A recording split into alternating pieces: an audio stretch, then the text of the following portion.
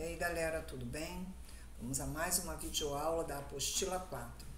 Já está quase acabando. Depois dessa aula de hoje só vão faltar 2 unidades dessa apostila.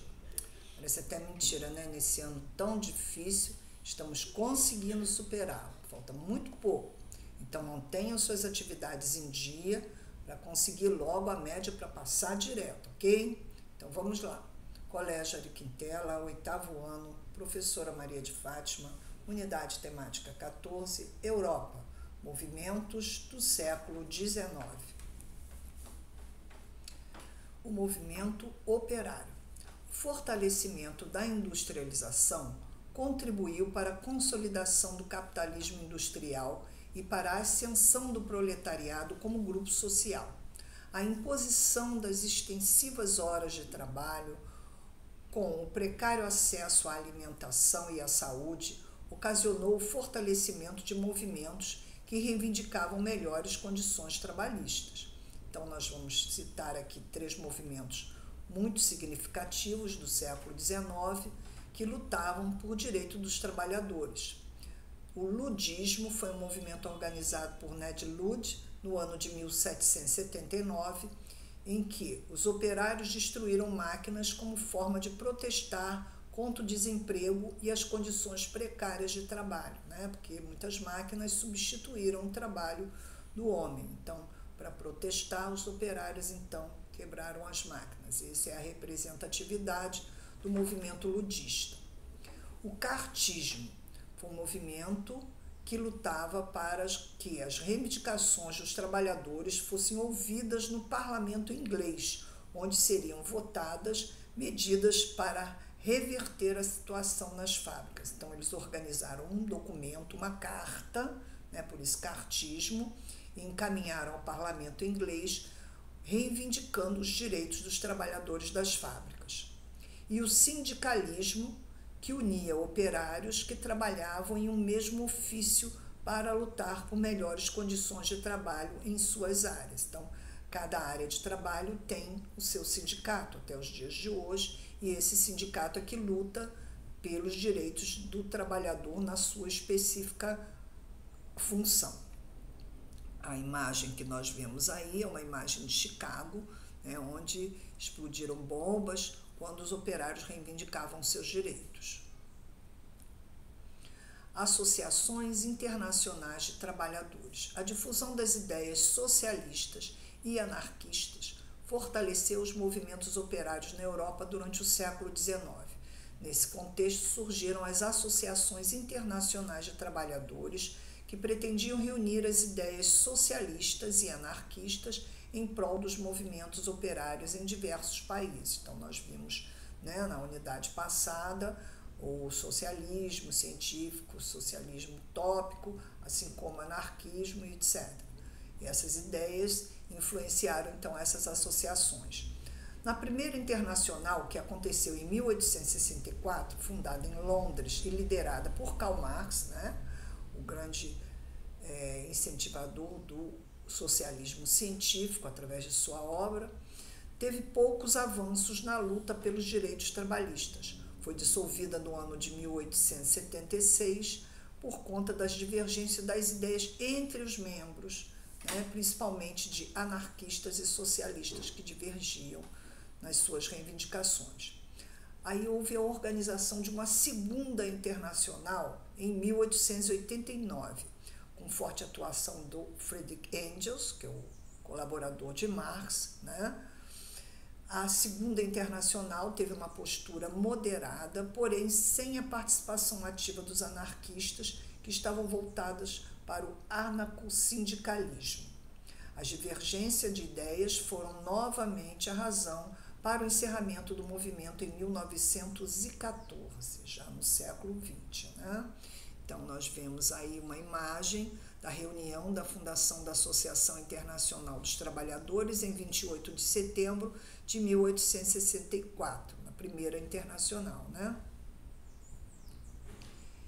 Revoluções de 1830. Enquanto o socialismo influenciava a luta dos operários por melhores condições de trabalho, as ideias liberais davam início, em 1830, a mais uma revolução na França.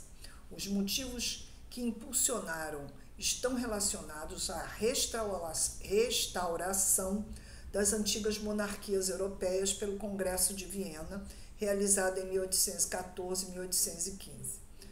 Então, revendo um pouquinho do Congresso de Viena. Com a derrota de Napoleão Bonaparte, a realização do Congresso de Viena, ocorreu a restauração da monarquia na França, com a ascensão ao poder novamente da dinastia de Bourbon. É importante lembrar que Luís XVI havia sido o rei da França, que foi guilhotinado pelos jacobinos durante a Revolução Francesa. Antecedentes da Revolução, ou seja, o que levou a ocorrer a Revolução de 1830. Algumas influências anteriores. Por exemplo, em 1814, assumiu o trono da França do rei Luís XVIII e seu irmão Luís XVI. Com a lembrança de tudo que sua família havia perdido com o processo revolucionário iniciado em 1789, com a Revolução Francesa, o rei governou de forma moderada em uma monarquia constitucional, com leis elaboradas para o desenvolvimento da nação. Em 1824, Luís XVIII morreu sem deixar herdeiros diretos. Carlos X, irmão do rei falecido, foi então coroado. Ele logo deu indícios de que planejava implantar um governo com poderes centralizados, inclusive com a restauração dos privilégios da classe que haviam sido abolidos pela Revolução Francesa. A ideia da Revolução Francesa, nós estamos lembrados que foi o fim do antigo regime, Suas pretensões, porém, iam contra o interesse de vários grupos políticos, como os liberais e os republicanos, que, além de desagradar a população mais pobre, eram contra que emergessem inúmeros protestos. Lógico, o rei não queria que houvessem protestos.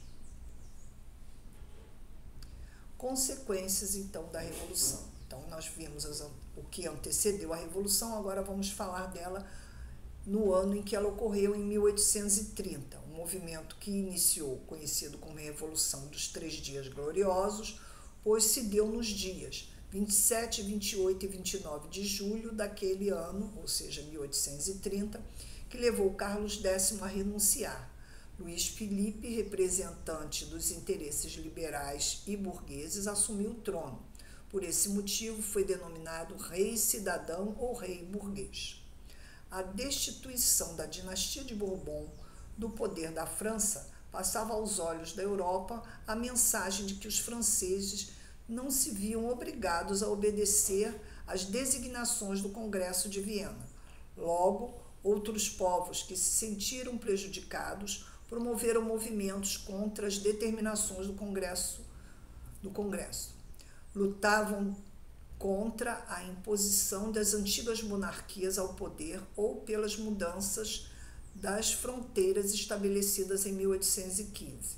Ainda instigados pelo nacionalismo, alguns países viram-se encorajados a iniciar revoluções em seus próprios territórios. Assim, a revolução iniciada na França em 1830 se espalhou por diversos locais na Europa. Então, nós vemos essa imagem considerada como símbolo da Revolução de 1830, que é uma obra de Eugène Delacroix, faz referência à liberdade e às reivindicações do povo desse partido. Revoluções de 1848. Vamos ver a causa desse outro movimento revolucionário. O governo de Luís Filipe, iniciado então com a Revolução de 1830, foi marcado pela adoção de uma série de medidas de caráter liberal, como a sua submissão à Constituição francesa, ou seja, as leis votadas pelo parlamento, Mas foi marcada também pelo interesse em se manter no poder apenas os grupos mais ricos da sociedade, como os burgueses. Para isso, beneficiou esse grupo, por exemplo, com a implantação do voto censitário. O voto censitário é aquele voto de acordo com a renda, só poderia votar quem tivesse determinada renda. Então, os burgueses eram diretamente beneficiados com essa determinação do rei. Ao direcionar o seu governo para os interesses da burguesia, Luiz Felipe despertou a oposição da população mais pobre, nos republicanos e também dos socialistas, grupo que se fortalecia cada vez mais na Europa. Para piorar, os anos de 1845 e 1846 foram de crise na produção agrícola, cujos baixos níveis afetaram as populações de diversos países europeus, incluindo a França, o que agravou o quadro de descontentamento popular. Não estava sendo produzido produtos agrícolas suficientes para alimentar a população, esta começou a se revoltar. Eclosão, então, das revoltas. Então, em 1847, os líderes socialistas franceses Louis Blanc e Blanc Ledru-Rollin iniciaram uma campanha contra o voto censitário, marcado pela realização de inúmeros banquetes nos quais suas ideias eram difundidas. Então, o rei marcava os banquetes e ali ele colocava suas ideias, né? Em fevereiro daquele ano, ou seja, de 1847, o primeiro-ministro francês François Guizot proibiu a realização de tais banquetes, o que contribuiu para a eclosão de várias revoltas contra o rei. Enviada para reprimi-las, a Guarda Nacional Francesa se associou aos revoltosos. Luiz Felipe, sem condições de reverter a situação, abdicou do trono. Não tinha mais solução para ele, né? Segunda República. Instituição de um governo provisório liderado pelo liberal Lamartine e pelo socialista Ledru-Rollin e Louis Blanc. A criação de uma nova Constituição em 1848, o poder legislativo seria composto então de membros da Assembleia eleitos pelo sufrágio universal, ou seja, o voto de todos. O governo seria realizado por um presidente eleito por um mandato de 4 anos e a eleição de Luiz Bonaparte como presidente. A realização de um golpe de Estado por Bonaparte em 1851 implantou então um segundo império. A Primavera dos Povos. As revoluções que contestavam o absolutismo se espalharam por toda a Europa, ao mesmo tempo em que as ideias socialistas e as reivindicações operárias ganhavam força. De um modo geral, esses levantes aconteceram na primavera e por isso ficavam conhecidos como Primavera dos Povos, que é a estação do ano mais propícia, né, para as reuniões. Os movimentos revolucionários atingiram territórios onde hoje se localizam a Alemanha, Áustria, Itália, República Tcheca, Eslováquia, Hungria, Polônia, Sérvia, Montenegro, Romênia, Bélgica, Suíça e Dinamarca. No entanto, esses movimentos foram reprimidos. Então, nós vemos na imagem a revolta de 19 de março, que aconteceu em Berlim, capital da Alemanha. Próxima aula daremos continuidade a esse processo revolucionário.